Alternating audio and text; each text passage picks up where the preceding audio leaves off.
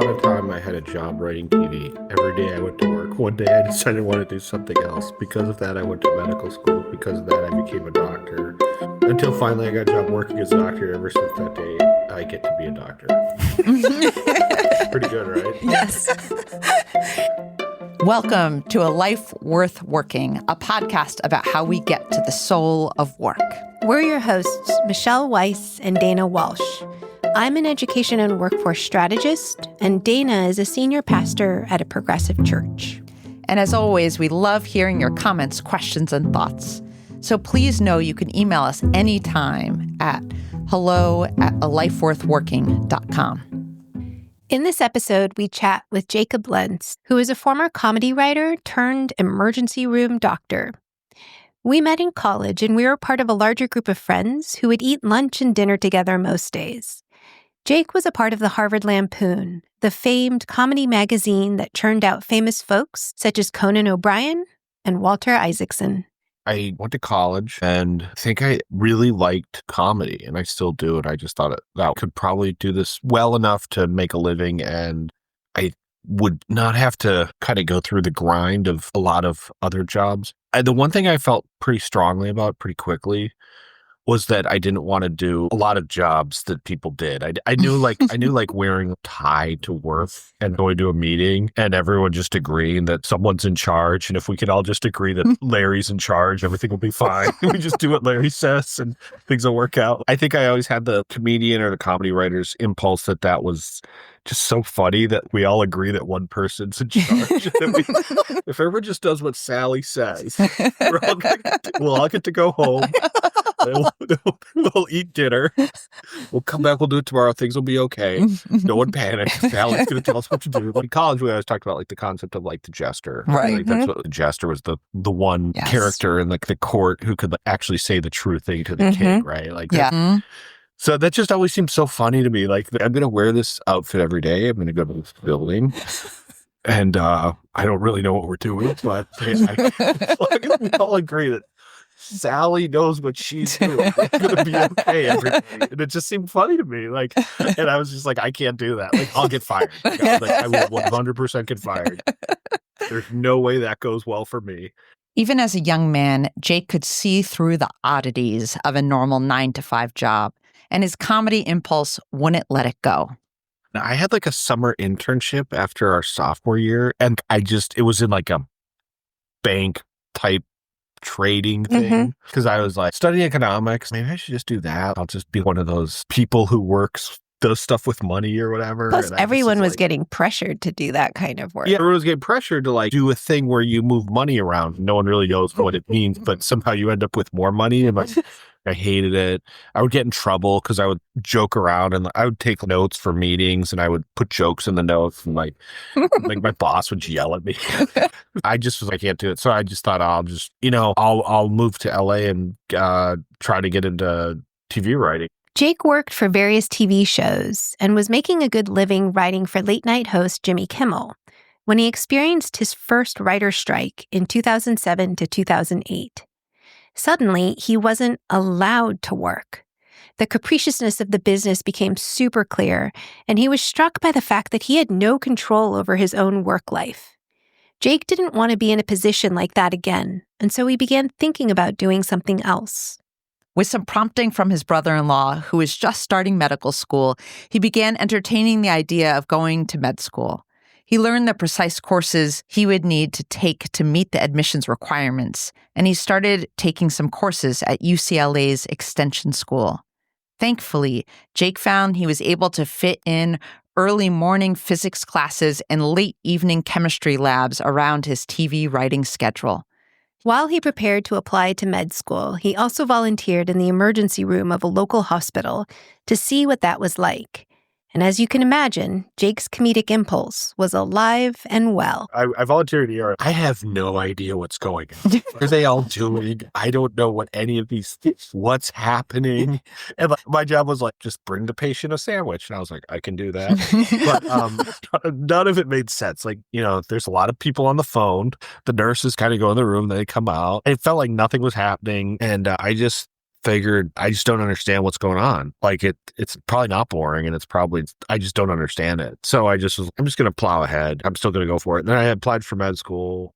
When Jake finally did make it into medical school, he shared the news with his colleagues, and the response was mixed for sure. I found out later that none of my friends who work in TV, they all thought I was either lying or they were, oh, good luck. Or they thought I was a crazy person. Yeah, he's not doing that. Like he's definitely going to stop doing that. He'll be back. The only person who was like very generous and kind the whole time was Jimmy. Jimmy was like, that's great. I think it's great. You should do that. That's Even though the urologist made a hard sell to Jake to join their specialty, he decided to go into emergency medicine. They really tried to recruit me into urology because they're like, we're the funny doctors. They're like, we have a lot of jokes. You would really blend in. And I was like, a lot of material. And I was like, does seem like a great job with, you make a lot of money. There was also something aspirational in his choice of emergency medicine. I think the thing about emergency medicine was like, that's kind of how I conceived of what a doctor is, that you have to kind of be able to do whatever and handle everything. It's always been an important thing for me to hold it together. And I haven't always held it together in my life or in situations, but that's always been a very high value to me, that like you don't panic. And I felt that's a lot of what emergency medicine is. You don't panic. You start making decisions, and you don't try to pawn it off on someone else. You try to make decisions with limited information. Oh, one thing we didn't mention is that while Jake was transforming from a comedy writer into a medical student, he also decided that med school would be a prime time to join the Navy Reserves. And it was, as he put it, a real misery. He was already exhausted from medical school, which is hard enough. And then he would have to go every weekend to San Diego for training. These were long stretches of time with no break, no time to breathe. Going to medical school at the age of 33, joining the Navy at the age of 32 it's very humbling, right? Like you're starting at zero. I really had to humble myself. And there were years of just having no money, and then also being at the true bottom of the heap, being absolutely the low person on the ladder.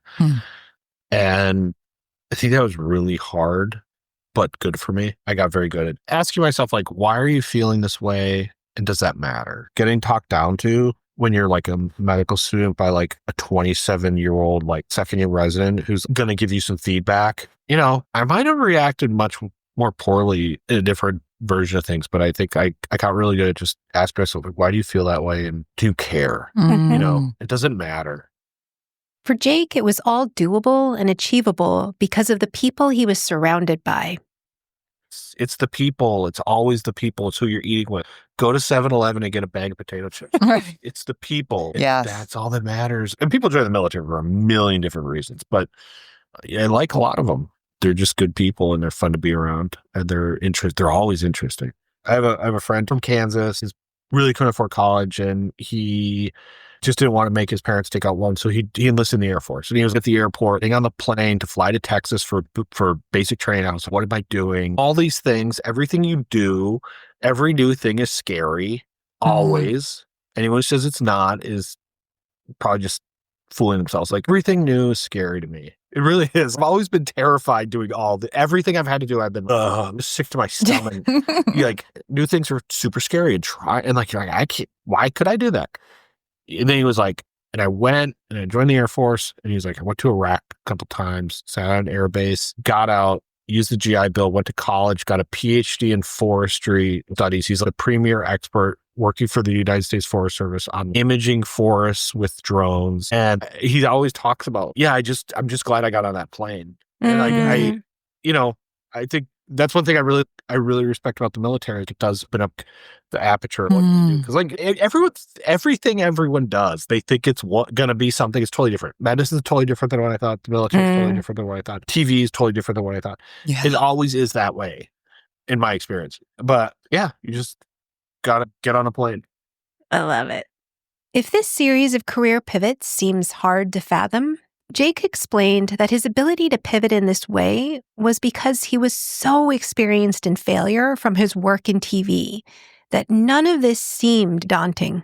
When people have asked me about different things in the past, you have to understand that Hollywood is in many ways like a great preparation for other stuff because you fail so much. Like so much of it is just, you just fail. You go to a meeting, you don't get hired, you never get hired, they never buy the pitch. It's just, you just get used to like things not working out. So I think you can interpret that however you want, but for me, it was just, like I'll just try and see what happens. It just seemed more compelling.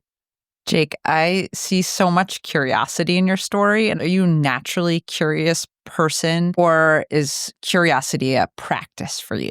That's a great question. I think I'm interested in things and like I like to learn about things, but I think you have to teach people to be curious. And I think one thing that really concerns me is I feel the temptation of being uncurious, of not being curious enough to read deeply or think deeply or really sit down and just read a book is so great nowadays. One thing I love about my job is you get to talk to people, right? So it's broadened my aperture of like what kind of stuff people are up to. I'm talking to people and I'm like, what do you do? And they're like, oh, I do laser etching on buildings. And I don't know anything about that. Tell me more. So I get to talk to people and it's really interesting hearing all these different things like operate cranes and people crazy stuff. I couldn't do that, but it's so interesting. It's given me such a regard for people who have an actual skill set that I know I would fail with. You know, whatever the Greek concept of like the good life is, that's false, right? There's so many things out there that people are doing that are meaningful and useful and important. And I just think we need to get people more curious about it. One of the most powerful revelations to Jake has been the vulnerability of the people he engages with at work. When you're in an ER, you're obviously not there for a good reason. And that's also what engages Jake so concretely in the human condition. That's one thing I've really liked about medicine is there's no nonsense. Right. When you're dealing with a patient, a lot of people's airs and stuff it all goes away. It's just you and the patient and a problem. And you're really meeting people often when they're having a really bad day, right? Like it's like no one's having a good day in the ER. It's the best day I've had in a while. Check into the ER with chest pain, But there's an honesty there. The pomposity and all that stuff just goes away. You just kind of meet people where they're at. Even when Jake is sharing something so profound about people at their worst, he still makes you want to laugh. And what I loved about Jake is he hated the playbook from the beginning. That made me laugh so hard, where he just saw right through it, right? I do not want to be Larry. I do not want to just be putting on a suit and moving money around. And he just breaks it all down. And I thought it was so funny because he described being in an ER as a volunteer for the first time and just being totally confused. No idea what was going on. Yes. And it's so interesting that that's what he pursued. Yes. And that's what he's excelling at. Right.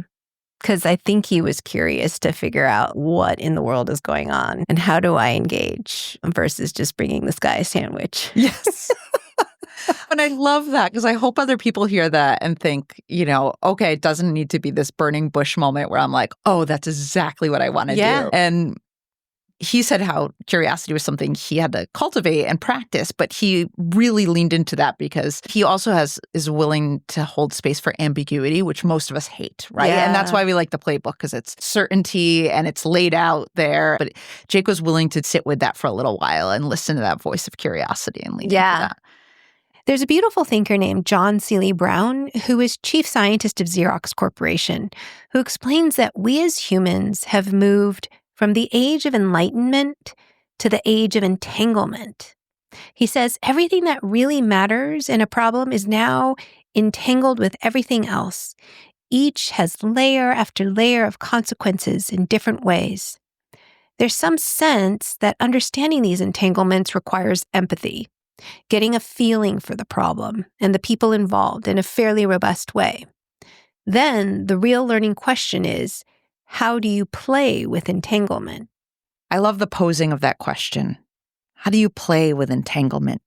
And he recommends that in this kind of topsy-turvy, or what he calls a whitewater world, because everything is changing so rapidly, he says that the skill that matters most is a sense of authenticity.